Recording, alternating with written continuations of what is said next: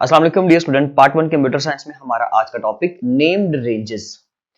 अपने इस एक्सेल की शीट के अंदर या स्प्रेडशीट के अंदर हमारे पास जो भी नेम्ड रेंजेस होती हैं उनको कैसे डिफाइन करते हैं, किसी भी सेल की एड्रेसिंग, उसकी लेबलिंग कैसे की जाती है, यानी कि अगर आपने एक सेल एड्रेस को उसका कोई नाम असाइन करना है तो वो कैसे करते हैं, वो सब जानेंगे हम अपने आज के इस लेक्चर में। स्टूडेंट्स देखें, हमारे पास नेम्ड रेंजेस से क्या मुराद है। देखें, हम कोई भी जो एक्सेल के अंदर फॉर्मूला इंप्लीमेंट करते हैं उसके अंदर हमने ये सीखा है अभी तक कि हम उसका एड्रेस नंबर लिखते हैं।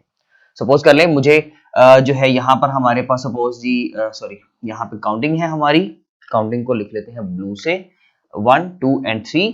यहाँ पर है हमारे पास, इसको भी रेज कर देते हैं A B C और D। ओके, अब मुझे अगर इन दो बॉक्सेस को या इन दो बॉक्सेस को अगर प्लस करना है या माइनस करना है, ठीक है, तो मैं उसकी एग्जैक्ट एड्रेसिंग लिखूंगा। ऐसे ही है जैसे कि हम सपोज कर लें एक मेरे पास एड्रेस है, मैं उस एड्रेस को लिख देता हूं अकॉर्डिंग टू योर बुक। हम यहां पे लिखते हैं जी C10, जो कि 10 हमारे पास इस वक्त इस एग्जांपल के अकॉर्डिंगली तो मौजूद नहीं है, बट हम उसकी एग्जांपल खैर ले सकते हैं कि हमारे पास C10 है, उसको हम मल्टीप्लाई कर रहे हैं विद 100 और फिर हम उसको डिवाइड कर रहे हैं C8 से। आप ऐसा समझ लीजिए कि हमारे पास कुछ ऑब्टेन्ड मार्क्स हैं, ओके, और उनको हम लोग मल्टीप्लाई कर रहे हैं विद 100 और फिर हम उस पूरे आंसर को डिवाइड कर रहे हैं टोटल मार्क्स के ऊपर। ये हमने लास्ट अपने प्रीवियस लेक्चर में बात की थी कि बेसिकली जब हमने परसेंटेज कैलकुलेट करनी होती है तो उसके लिए हम ये वाला फॉर्मूला देखते हैं, ये वाला फॉर्मूला यूज करते हैं। अब सपोज करें आप 10 मार्क्स को 100 के ऊपर 100 से मल्टीप्लाई और टोटल से डिवाइड करना चाहते हो, तो उसके लिए डेफिनेटली भाई आप ये तो नहीं ना लिखेंगे, आप तो लिखेंगे कि जिस जगह पर आपके ऑब्टेन मार्क्स पड़े हुए हैं, सपोज कर लें उसमें आपके पास कॉलम नंबर C एंड जो रो नंबर है वो 10 है। आप उस एड्रेस को मल्टीप्लाई करोगे विद 100 और इन तमाम के आंसर को आप डिवाइड कर दोगे किसके साथ, C8 के साथ। C8 एड्रेस वाला जो भी सेल होगा, यानी कि वो हमारा डेफिनेटली भाई वो क्या है, हमारा टोटल मार्क्स है सपोज करें, तो आप उसके साथ डिवाइड कर देंगे। तो भाई आप ये तो नहीं लिखते, आप ये लिखते हो। बट अब इस फीचर के अकॉर्डिंगली अगर हम इस फीचर नेम्ड रेंजेस की बात करें तो we can use this formula. हम लोग ये वाला फॉर्मूला यूज कर सकते हैं। अब देखिए, आपने पहले तो ये पढ़ा कि भाई एड्रेस नंबर लिखेंगे, सेल नंबर लिखेंगे तो ही काम होगा। अगर आपने कोई भी फॉर्मूला लगाना है प्लस का, मल्टीप्लाई का, डिवीजन का, तो आपने डेफिनेटली भाई वहां पे कॉलम का और रो का एड्रेस लिखना है।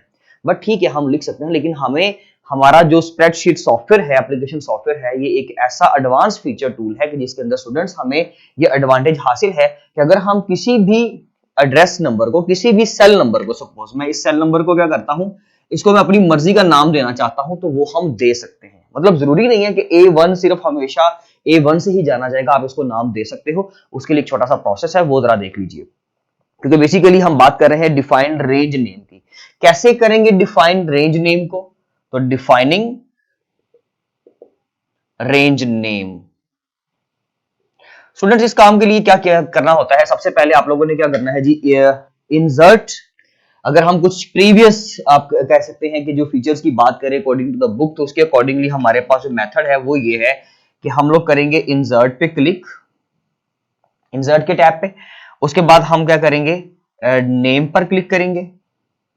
हमारे पास जो भी मेन्यू आएगा उसके अंदर हमारे पास एक ऑप्शन होगा नेम का, और नेम के बाद हम उसको क्लिक कर देंगे डिफाइन को, और फिर हम डिफाइन करेंगे उस एड्रेस नंबर को जो भी नया नाम देना चाहते हैं, वो नया नाम हम खुद से दे सकते हैं। इसको मैं एक पिक्चर की तरह के तौर से पिक्चर दिखाकर आपको पहले थोड़ा सा इसका व्यू देना चाहूंगा, फिर उसके बाद हम इसको मजीद आगे कंटिन्यू करेंगे। अब देखिए स्टूडेंट्स, ये है हमारे पास range, named range in Excel. इसके अंदर हमारे पास अगर हम आइकन्स को यूज करते हुए ये काम करें, अगर हम स्टैंडर्ड टूल बार या रिबन का यूज करते हुए ये सारा काम करें, तो उसके लिए हमने सबसे पहले फॉर्मूला के ऊपर क्लिक करना है। आप देख रहे हैं स्क्रीन के ऊपर के फॉर्मूला पे क्लिक किया एंड देन हमारे पास डिफरेंट ऑप्शंस आएंगे। उसमें एक ऑप्शन होगा नेम मैनेजर का। हम नेम मैनेजर के ऊपर जैसे ही क्लिक करेंगे, हमारे पास जो नीचे नेम रेंज के लिए एक स्क्रीन आ रही है, छोटा सा पॉपअप स्क्रीन हमारे सामने आ जाएगा। अब इसके अंदर हमारे पास क्या है जी, एक दो ऑप्शंस हैं। सबसे ऊपर वाला ऑप्शन है वो लेबलिंग, जो आप अपने नाम, जो नया नाम आप लोग एंटर करना चाहते हो, जो आप सेल नंबर का एड्रेस चेंज करना चाहते हो, वो आप लोग कर सकते हो। अब बेसिकली ये लेआउट है, आप इस लेआउट को देख लीजिए, फिर हम इसको आगे कंटिन्यू करते हैं। अब देखें, ये हमें उसका पर्पस तो समझ आ गया कि हम ऐसा काम क्यों करते हैं, अपनी आसानी के लिए, ताकि हमें सेल नंबर अगर भूल गए तो हमें वो चीज का नाम पता हो, जैसे कि ऑब्टेन मार्क्स थे, ये टोटल मार्क्स थे, हमें एक्चुअली उस रेंज को बेहतर तरीके से चलाने के लिए, अच्छे तरीके से हम ताकि ऑपरेशंस को परफॉर्म कर सके, कैलकुलेशंस कर सके, इसके लिए हम लोग क्या करते हैं, लेबलिंग कर देते हैं। जो भी एग्जैक्ट एड्रेस नंबर होता है या सेल नंबर होता है या बॉक्स नंबर होता है, वो हमें भूल भी सकता है। B10, B12, C8, C10, भाई ये हमारी मेमोरी के अकॉर्डिंगली नंबर नहीं है, हम इसको ज्यादा देर तक याद नहीं रख सकते। तो सो दैट्स व्हाई हम लोग क्या करते हैं, किसी भी सेल को हम उसका एड्रेस दे देते हैं। तो उसके लिए हमारे पास एक मेथड है, जब हम फॉर्मूला पे ऊपर फॉर्मूला पे मेन्यू बार में से फॉर्मूला पे क्लिक करेंगे एंड देन नेम मैनेजर पे क्लिक करेंगे, तो जो स्क्रीन सामने आएगी उसका व्यू कुछ इस तरह का होगा। उसमें कुछ आप कह सकते हैं एक्स्ट्रा टूल्स होंगे, बट हम बात करेंगे जो पॉइंट टू पॉइंट जो हमारे अकॉर्डिंगली सिलेबस के अकॉर्डिंगली है। देखिए सबसे पहले यहां पर आप लोगों को नाम पूछा जाएगा, जो आप लोग नाम रखना चाहते हो। ओके, आपने सपोज करें अभी इस वक्त कौन सा इसमें इस शीट के अंदर सेल को फिक्स किया हुआ है, सिलेक्ट किया हुआ है, हमारे पास A1 जो है वो इस वक्त सिलेक्टेड है। अगर आप किसी और का नाम बदलना चाहते हैं, आप सपोज करना चाहते हैं कि जी अब आपका जो ऑब्टेन मार्क्स है वो यहां पर लिखे हुए हैं, जो भी अमाउंट है, सपोज 20 ऑब्टेन मार्क्स है, तो वो उसका एड्रेस नंबर क्या है, B3। तो स्टूडेंट्स आप लोगों को B3 को पहले सिलेक्ट करना पड़ेगा। आप B3 पर आ जाए, ले जी सिलेक्ट हो गया B3 पे सिंगल लेफ्ट क्लिक से। अब हम लोग यहां पर उसका नाम रखना चाहते हैं ऑब्टेन्ड, तो मैंने उसका नाम रख दिया ऑब्टेन्ड मार्क्स या ऑब्टेन्ड, जो भी लिखना है मैंने लिख दिया। ओके, अब नीचे वो मुझसे क्या पूछेगा बॉक्स नंबर 2 पे कि भाई वर्कबुक कौन सी है और उस वर्कबुक की शीट नंबर कौन सी है। अगर तो आप करंट वर्कबुक के अंदर हो और उसमें आपकी शीट नंबर 1 2 3 4 जो भी शीट नंबर है आपको वो सारा मेंशन करना पड़ेगा यहां पर। तो उसके लिए हम लोग क्या करेंगे जी, अगर हमारे पास वर्कबुक नंबर 1 है सपोज, तो हम लोग वर्कबुक 1, उसमें जो हमारे पास शीट नंबर है वो हमारे पास वो भी 1 है, तो मैं इसमें शॉर्ट में लिख रहा हूं sheet number 2। It means that कि actually I am talking about students कि भाई यहां पर हम लोगों को वो एड्रेस लिखना है, किस चीज का, शीट का एड्रेस। ठीक है जी, सेल का एड्रेस तो आपने कर दिया, ठीक है, वो तो आपने जस्ट सेलेक्ट किया, वो तो आपने तय कर लिया, वो तो फिक्स हो गया। बट अब आप शीट का और वर्कबुक का एड्रेस बताओगे इस जगह के ऊपर, एंड देन नीचे आप ओके पे क्लिक कर दोगे सिंपली। वो कुछ आपसे कंफर्मेशन मैसेजेस पूछेगा मेन्यू के जरिए से, वो आप लोगों ने डेफिनेटली भी पढ़े लिखे लोग हैं, हम लोग वो तो यस यस तो कर ही सकते हैं। तो जाहिर सी बात है जो भी हमारे पास स्क्रीन आएगी हम उसको यस करेंगे, मतलब बेसिकली वो नीचे लिखा हुआ आएगा कि we are referring the obtained cell number or obtained word with the sheet number workbook this, sheet number this and cell number this।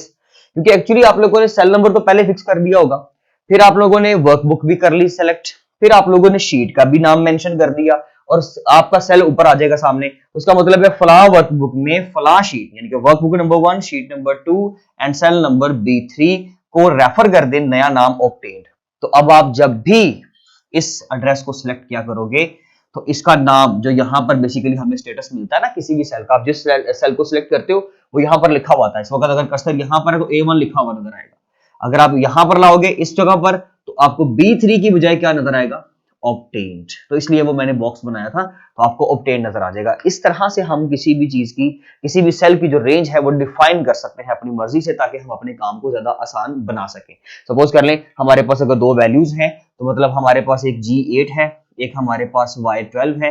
तो मैं अगर इन दोनों वैल्यूज को प्लस करना चाहता हूं तो मैं इन जगहों पर G8 Y12 की जगह पर अगर इनके नाम मैंने डिफाइन किए होंगे, suppose value number 1 plus value number 2, तो हम इनको अपनी मर्जी से डिफाइन कर सकते हैं, या जो भी आप नाम देना चाहें वो आप दे सकते हैं। ओके स्टूडेंट्स, ये था जी हमारा आज का नेम्ड रेंज का टॉपिक। अब इंशाल्लाह मिलते हैं अपने नेक्स्ट लेक्चर में स्टूडेंट्स, तब तक के लिए अल्लाह हाफिज़।